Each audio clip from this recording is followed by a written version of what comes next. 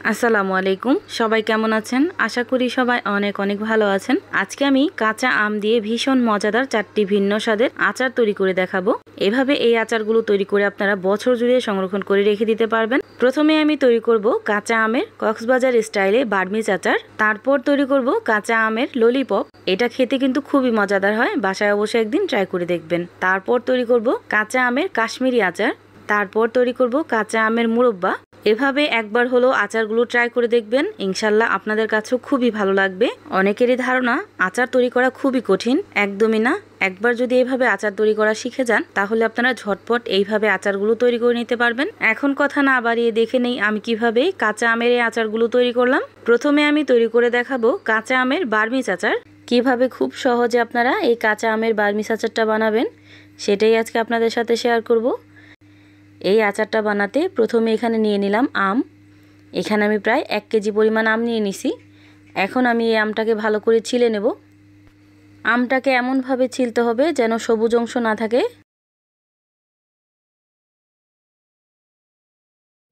এভাবে আমি সবগুলো আম ছিলে নিছি। আর এই তো দেখতেই পাচ্ছেন। এখন আমি আমগুলো কেটে নেব। এই তো এইভাবে আমি আমগুলো কেটে নিছি, না মোটা না চিকন। যেহেতু আমি বার্মিজ আচার বানাবো এজন্য এটা টক মিষ্টি ঝাল হবে, এজন্য লবণ দিয়ে আমি ভিজিয়ে রাখি নাই। এখন আমি এখানে দিয়ে দিলাম 1.5 কাপ পরিমাণ চিনি। চিনি দিয়ে হাত দিয়ে ভালো করে একটু মেখে নেব।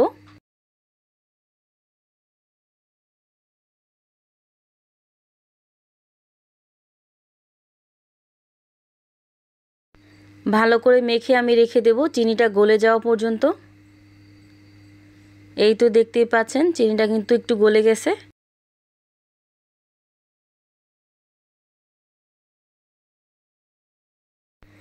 এখন আমি একটা ফ্রাই প্যানে এই সম্পূর্ণ আম আর চিনির পানি সহ আমি দিয়ে দিব। এখন চুলাটাকে হাই হিটে রেখে আমি প্রায় 5 মিনিটের মতো জাল করে নিব আমটাকে।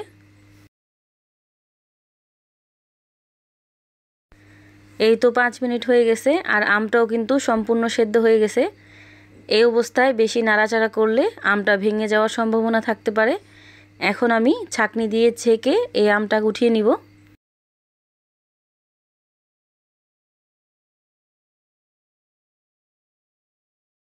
সম্পূর্ণ আমগুলো আমি উঠিয়ে নিছি। এখন এই চিনির পানিটাকে আমি ভালো করে জাল করে শুকিয়ে নিব। এই তো দেখতেই পাচ্ছেন একদম শুকিয়ে গেছে। এই শিরাটা এমন হবে যেমন মিষ্টির শিরা হয়, ঠিক ওই রকম। এখন আমি আগে থেকে ছেঁকে রাখা আমগুলো দিয়ে দিব এখানে। এখন কিন্তু আমটা অনেকটাই নরম আছে, এজন্য বেশি নাড়া দেওয়া যাবে না। দিয়ে দিব 1 চামচ সরিষার তেল, 1 চামচ দিব পাঁচফোড়ন গুঁড়া, হাফ চামচ দিয়ে দিব ধনিয়া গুঁড়া, আর 1 টিস্পুন দিয়ে দিলাম বিট লবণ। যে কোনো আচার বানানোর সময় বিট লবণটা দেওয়ার চেষ্টা করবেন। বিট লবণটা দিলে আচারের টেস্টটা কিন্তু অনেকটাই বেড়ে যায়। আর বাজার থেকে আমি পাঁচফোড়ন এনে ভাঙিয়ে গুঁড়ো করে এখানে দিয়ে দিছি। এখানে আমি এক্সট্রা করে কিছুই মিক্স করি নাই। সবগুলো মশলা দেওয়া হয়ে গেলে আলতো হাতে নেড়ে দিবেন যেন ভেঙে না যায়। এইভাবে আমি প্রায় আরও 5 মিনিট রান্না করে নিছি। এখন কিন্তু অনেকটাই শক্ত হওয়া শুরু করে দিছে। এখন আমি এই শিরাটা শুকানো পর্যন্ত অপেক্ষা করব। আর এখন কিন্তু চুলার আঁচটা মিডিয়াম টু লো হিটে আছে। একেবারে হাই হিটে দিলে চিনিটা পুড়ে যাওয়ার সম্ভাবনা থাকতে পারে, এজন্য চুলার আঁচটা কমিয়ে দিবেন আর একটু পরপর নাড়িয়ে দিবেন।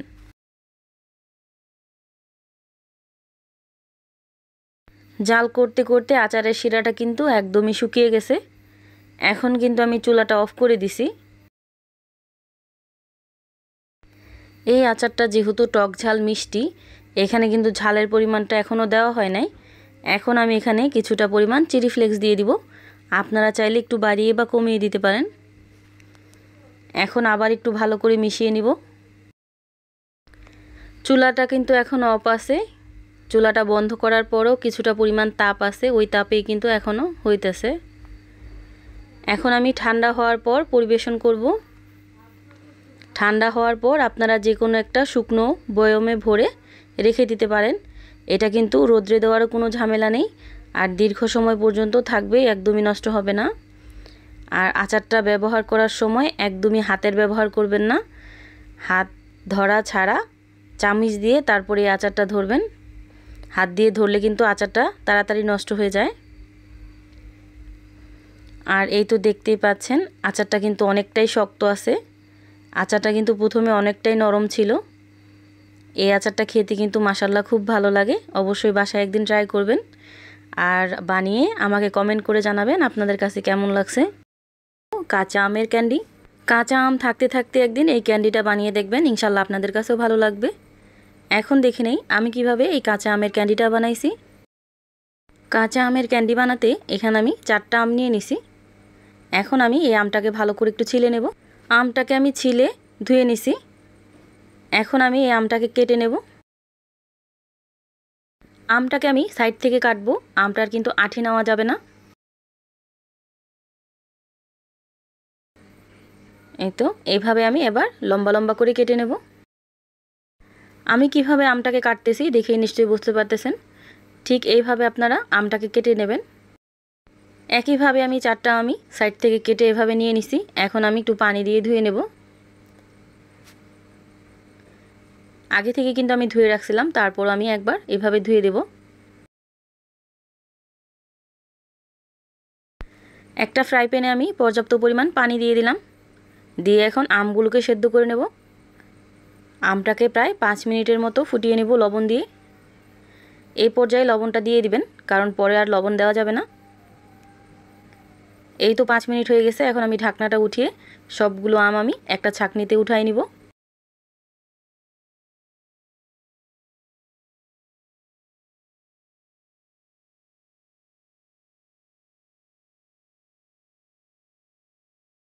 এভাবে আমি সবগুলো আম কিন্তু উঠিয়ে নিছি। আর এখন আমি এই গরম আমেই চিনি দিয়ে দিব 1/2 কাপ পরিমাণ। 1/2 কাপ চিনিতেই হয়ে যাবে। আর চামচ দিয়ে এভাবে নাড়তে যাবেন না, তাহলে কিন্তু ভেঙে যাবে। এখন কিন্তু অনেকটাই আমটা গরম আর নরম আছে। আপনারা চাইলে চিনিটাকে এভাবে আলতো হাতে দিয়ে একটু নেড়ে দেবেন। আমি এইভাবে নাড়তে যেয়ে একটা আম আমার ভেঙে গেছে। এভাবে আমি ঢাকনাটা লাগিয়ে রেখে দেব। 2 থেকে 3 ঘন্টা পর আমি ঢাকনাটা উঠিয়ে দেখলাম, এই তো পানিটা চলে আসছে। এখন আমি একটা স্ট্যান্ডারে এই আমটাকে উঠিয়ে নিব। ঠান্ডা হওয়ার পর আর চিনিটা দেওয়ার পর কিন্তু অনেকটাই শক্ত হয়ে গেছে। এই তো আমি একটা স্ট্যান্ডারে ছেঁকে নিলাম। ছেঁকে নিলে খুব ভালো হয়, তাহলে কিন্তু পানিটা তাড়াতাড়ি সরে যায়। এখন আমি যেই পাত্রে এই আমগুলো আমি বিছিয়ে শুকাতে দেব, ওই পাত্রে সামান্য পরিমাণ তেল মেখে নেব। তেল মেখে নিলে কিন্তু উঠাতে খুব সুবিধা হবে, না হয় নিচে লেগে যেতে পারে। এখন আমি একটা একটা করে ভালো করে একটু বিছিয়ে দিব সবগুলো। এইভাবে আমি সবগুলো কিন্তু মেলে দিছি। এখন আমি একদিনের জন্য রোদ্রে রেখে দেবো। আপনারা চাইলে ফ্যানের নিচে রেখে দিতে পারেন। ফ্যানের নিচে রেখে দিলেও কিন্তু শুকিয়ে যাবে। এখন আমি একদিন পর ফিরে আসছি। এই তো একদিন হয়ে গেছে আর দেখতেই পাচ্ছেন একদম শুকিয়ে গেছে। আর বেশি শুকিয়ে আমফলি করা যাবে না, জাস্ট পানিটা যেন শুকিয়ে যায় ওই রকম রোদ্রে দিতে হবে। এই তো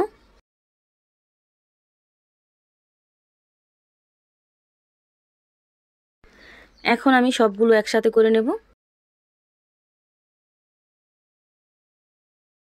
এখন আমি এর মধ্যে দিয়ে দিব আইসিং সুগার। এটা দিলে কিন্তু দেখতেও ভালো লাগবে, খেতেও ভালো লাগবে। আপনারা চাইলে এমনিতেও রেখে দিতে পারেন। আর এটা কিন্তু একদমই নষ্ট হবে না, আর খেতেও দুর্দান্ত হয়।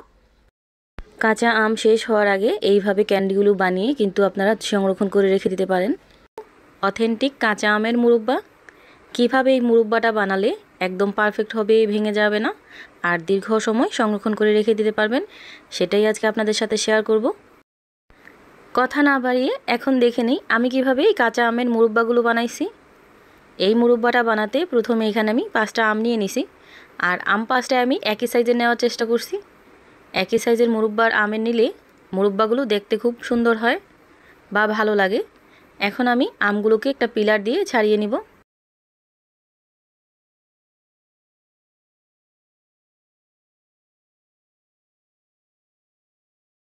আমগুলোকে এমনভাবে ছাড়াতে হবে যেন সবুজ অংশ না থাকে।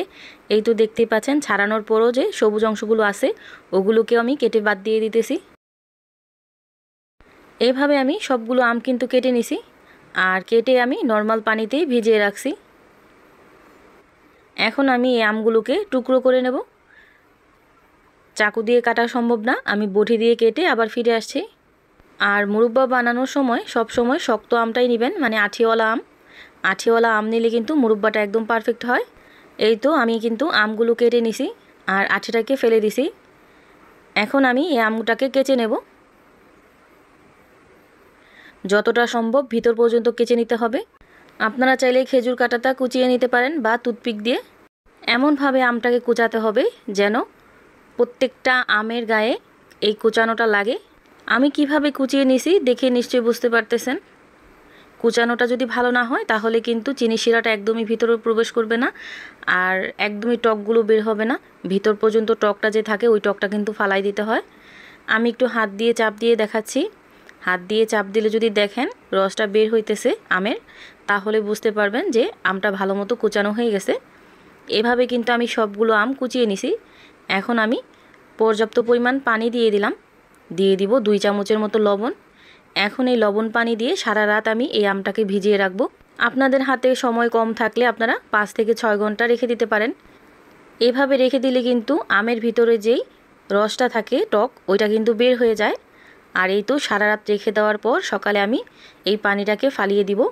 আর ফালানোর আগে আমটাকে ভালো করে চেপে চেপে রসটাকেও আমি বের করে নেব। সারা রাত লবণ পানিতে রাখার কারণে কিন্তু আমটা কিন্তু দীর্ঘ সময় পর্যন্ত রাখতে পারবেন, একদমই নষ্ট হবে না। এই লবণটাও কিন্তু একটা অ্যান্টিবায়োটিকের মতো কাজ করবে, ফাঙ্গাস পড়বে না আমের ভিতরে বা মুরব্বার ভিতরে।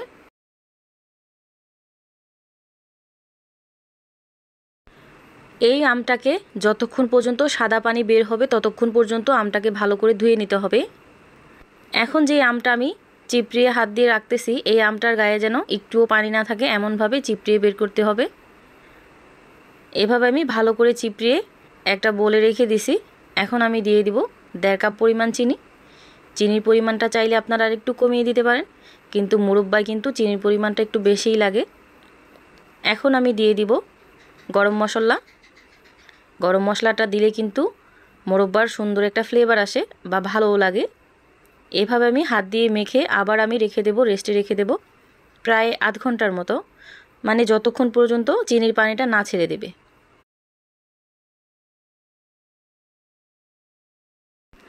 এই তো আধ ঘন্টা হয়ে গেছে আর দেখতেই পাচ্ছেন চিনিতে কিন্তু পানিটা ছেড়ে দিছে।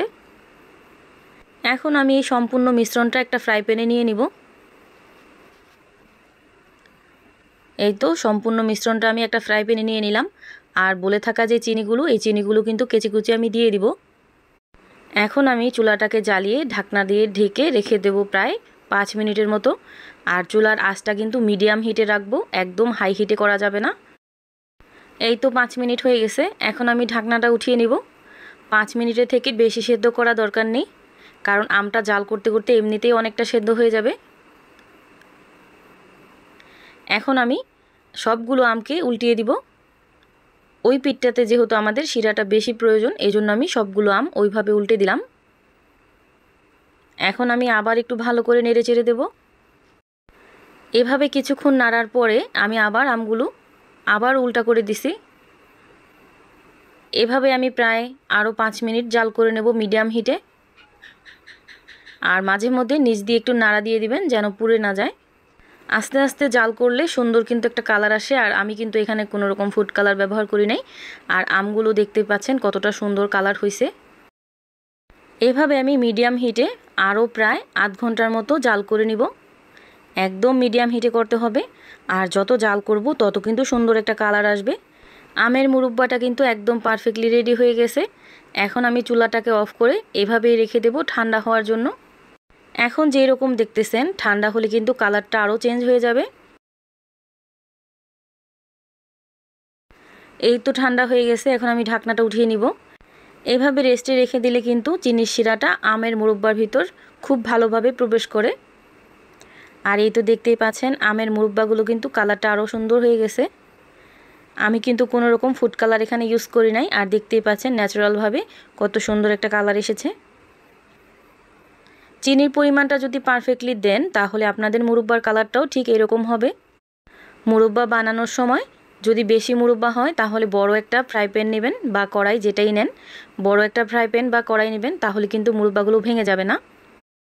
এখন আমি পরিবেশন করছি আর দেখতেই পাচ্ছেন মুরব্বাগুলো কতটা পারফেক্ট আর কতটা সুন্দর হয়েছে। এইভাবে আপনারা আমের মুরব্বাগুলো বানিয়ে কিন্তু দীর্ঘ সময় নরমালে বা বাইরে রেখে খেতে পারবেন, একদমই নষ্ট হবে না। কাঁচা আমের এই মুরব্বার রেসিপিটা যদি আপনাদের কাছে ভালো লেগে থাকে তাহলে অবশ্যই আমার চ্যানেলটা সাবস্ক্রাইব করে দিবেন। আর যদি অলরেডি সাবস্ক্রাইব করে থাকেন তাহলে অসংখ্য ধন্যবাদ। কাঁচা আমের কাশ্মীরি আচার কিভাবে আচারটা বানালে একদম পারফেক্ট হবে সেটাই আজকে আপনাদের মাঝে শেয়ার করব। আর এই আচারটা বানিয়ে দীর্ঘ সময় পর্যন্ত কিন্তু সংরক্ষণ করে রেখে দিতে পারবেন, বাইরে রেখে। ফ্রিজে রাখারও কোনো প্রয়োজন নেই আর রৌদ্রে দেওয়ারও কোনো ঝামেলা নেই। এখন দেখে নেই আমি কিভাবে এই আচারটা বানাইছি। এই আচারটা বানাতে প্রথমে এখানে নিয়ে নিছি আমি আমটাকে আমি ভালো করে ছিলে নেব। আমের গায়ে যেন সবুজ খোসা অংশ না থাকে, ভালো করে আমি পিলার দিয়ে ছাড়িয়ে নিব।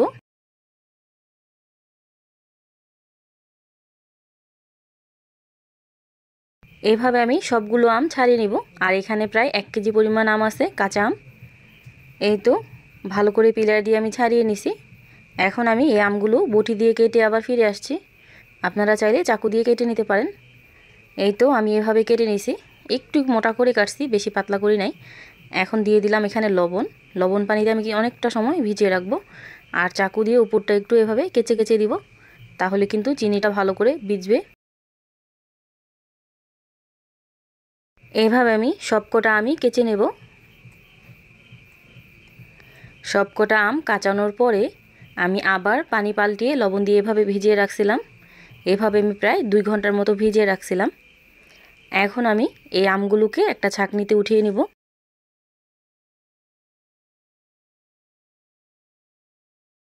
এভাবে আমি ছাঁকনিতে রেখে দেব প্রায় 1/2 ঘন্টার মতো, যেন এই পানিটা একদম পড়ে যায়।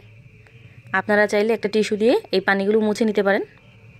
এখন আমি এই শুকনো আমগুলো একটা বোলে নিয়ে নিলাম। এখন দিয়ে দিব 1 কাপ পরিমাণ চিনি। চিনির পরিমাণটা চাইলে আপনারা আরেকটু বাড়িয়ে দিতে পারেন। এখন আমি এই চিনিটাকে ভালো করে একটু মাখিয়ে রেখে দেব, এই চিনিটা যতক্ষণ না পর্যন্ত পানি ছেড়ে দেয়।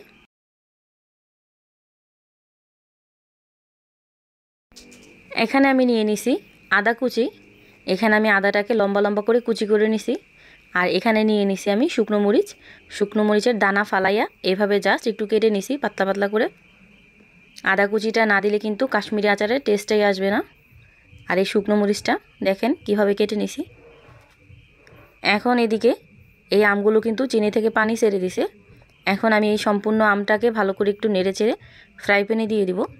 এখন আমি সম্পূর্ণ মিশ্রণটা এখানে দিয়ে দিলাম আমের। চিনিটাকেও আমি কেচে কুচে দিয়ে দিছি। এখন আমি চুলাটাকে হাই হিটে রেখে আমটাকে একটু সেদ্ধ করে নেব।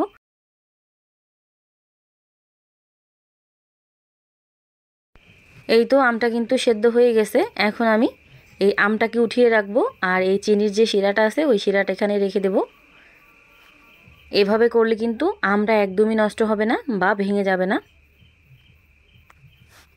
এখানে কিন্তু প্রায় অর্ধেকটা সেদ্ধ হয়ে গেছে। এখন আমি ছাঁকনি দিয়ে সবগুলো আমি উঠিয়ে নিলাম। এখানে যে চিনির পানিটা আছে এই চিনির পানিতে আমি এখন দিয়ে দিব আদা কুচিটা। এই আদা কুচিটা এই চিনির শিরার সাথে দেওয়ার কারণে আদাটাও ভালো করে সেদ্ধ হবে আর চিনিটাও ভালো মতো ঢুকবে আর সুন্দর একটা ফ্লেভার আসবে এই চিনির ভিতরে। এভাবে হাই হিটে জাল করতে করতে এই চিনির শিরাটাকে আমি অনেকটাই ঘন করে নেব। এই তো চিনির শিরাটা কিন্তু অনেকটাই ঘন হয়ে গেছে। এখন আমি ওই আগে থেকে যে আমগুলো আমি উঠিয়ে রাখছিলাম এই আমগুলো এখন সবকটা এখানে দিয়ে দিব। এখন আবার আমি একটু ভালো করে মিশিয়ে নিব।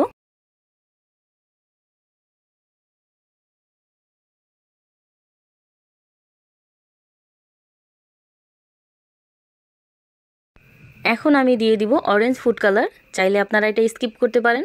অরেঞ্জ ফুড কালারটা দিলে এই আচারটা অনেক সুন্দর একটা কালার আসবে। আর আপনারা যদি চান এভাবেই রাখতে পারেন, তাহলেও কিন্তু হলদেটে একটা কালার আসবে, কিন্তু হালকা কালার হবে। এই ফুড কালারটা দেওয়ার কারণে অরিজিনাল কাশ্মীরি আচারের কালারটা আসবে। দিয়ে দিব 1 টিস্পুন বিট লবণ। বিট লবণটা দিলে কিন্তু খুব ভালো একটা টেস্ট আসবে। আমি কিন্তু এখানে আর লবণ দিই নাই, আমি এখানে বিট লবণ দিলাম। জাস্ট লবণ পানি দিয়ে আমি ভিজিয়ে রাখছিলাম, কিন্তু এক্সট্রা করে লবণটা আমি এখানে ব্যবহার করি নাই। এখন শুধু বিট লবণটাই দিলাম। এখন দিয়ে দিব আগে থেকে কুচি করা শুকনো মরিচগুলা। এই শুকনা মরিচটা দিলেও কিন্তু যদি আপনারা ফুড কালারটা না দেন তাহলেও কিন্তু সুন্দর একটা কালার আসবে। চুলার আঁচটা মিডিয়াম রেখে এখন যতটা সুন্দর করে আমি এই আচারটা জাল করব ততটা সুন্দর কিন্তু কালারটা হবে। আর এই কালারটা সুন্দর আসার জন্য ধৈর্য ধরে এটাকে জাল করতে হবে। এই অবস্থায় আমি আচারটাকে চুলাটাকে অফ করে রেখে দেব। এই তো চুলাটাকে অফ করে দিছিলাম আর আচারটা কিন্তু একদমই ঠান্ডা হয়ে গেছে। এখন আমি আবার একটু চুলাটাকে জ্বালিয়ে প্রায় 2 থেকে 3 মিনিট জাল করে নেব। দেখতেই পাচ্ছেন কালারটা কিন্তু অনেকটাই চেঞ্জ হয়ে গেছে, আরও কিছুটা কালার আসবে। এইভাবে আমি প্রায় 2 মিনিট জাল করে চুলাটাকে অফ করে দিছি। এখন দিয়ে দিলাম সামান্য পরিমাণ পাঁচফোড়ন। কাশ্মীরি আচারে পাঁচফোড়নটা লাগে না, আমি একটু ফ্লেভারটা সুন্দর আসার জন্য এখানে একটুখানি পাঁচফোড়নের গুঁড়া দিয়ে দিলাম। আর এখন কিন্তু চুলাটা অফ আছে। এখন আমি এই অবস্থায় রেখে দেব ঠান্ডা হওয়া পর্যন্ত। ঠান্ডা হলে কিন্তু অনেক সুন্দর একটা কালার চলে আসবে। ঠান্ডা হওয়ার পর এই আচারটা কিন্তু এই শিরাটাকে একদমই খেয়ে ফেলবে, এই শিরাটা কিন্তু একদমই থাকবে না। এই তো দেখতেই পাচ্ছেন ঠান্ডা হওয়ার পর আচারটা কত সুন্দর একটা কালার চলে আসছে। আমি একটা উঠিয়ে দেখাচ্ছি। এই তো দেখতেই পাচ্ছেন আচারটা কত সুন্দর কালার আসছে, মাশাল্লাহ। যারা এখনও একটা লাইক দেন নাই প্লিজ একটা লাইক দিয়ে দিবেন, আপনাদের একটা লাইক কিন্তু একটা শেয়ারের কাজ করবে। আমার এই ভিডিওটা যদি আপনাদের কাছে ভালো লেগে থাকে তাহলে অবশ্যই আমার চ্যানেলটা সাবস্ক্রাইব করে দিবেন। আর যদি অলরেডি সাবস্ক্রাইব করে থাকেন তাহলে অসংখ্য ধন্যবাদ। সবাই ভালো থাকবেন, সুস্থ থাকবেন। আল্লাহ হাফেজ।